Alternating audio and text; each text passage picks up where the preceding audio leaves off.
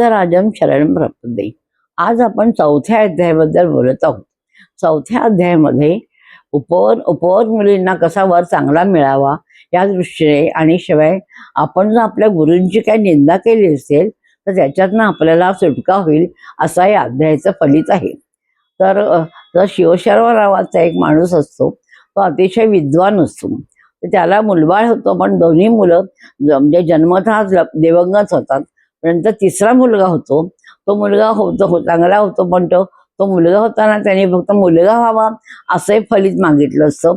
तो मुलगा मग त्यामुळे डम्म असतो, मंद बुद्धीचा निघतो.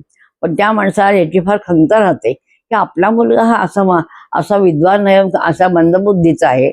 त्यामुळे त्याला फार नाराज असतो सारखा. शेवटी तो श्रीपाद वल्लभांकडे जातो. तर श्रीपाद वल्लभ त्याला म्हणतात की अरे, हे कर्म मागील जन्माचं कर्म असतं, हे त्याच्यातून सुटका नाही माणसाची. तुला सुटका व्हायचीच असेल तर तुला मी एक सांगतो की तू आपला स्वतःचा देहत्याग कर आणि त्याच्यातून तुझा मुलगा सुधारेल. त्याप्रमाणे त्यांच्या माणसाला शिवशर्माला विचारतात. तर शिवशर्मा म्हणतात, मी नाहीतीला तर वृद्ध झालेलो आहे, मी गेलो तरी काही हरकत नाही.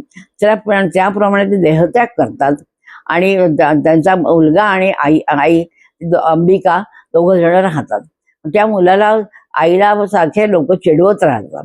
तर शेवटी ते लोक आत्महत्या करायला जावयास निघतात.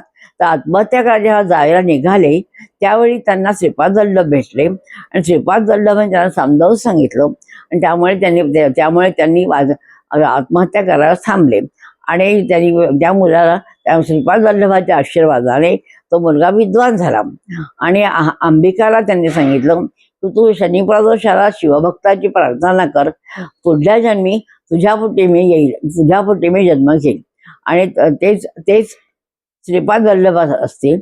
आणि आणि याच्यामध्ये आपल्याला असं एक फलित त्याचं समजतं की अपत्याकरता माणूस काहीही करतो.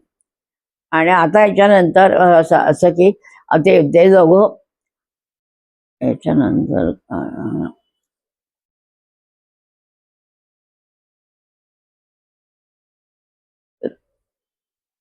नंतर आपल्याला आयुष्यामध्ये काय अडचणी आल्या तर आपण काय करतो, आपण मंत्र जागर सगळं करतो, यज्ञ करतो. आणि त्यातूनही जर आपल्याला नाही फलित झालं तर आपण पुन्हा देवाकडे जातो.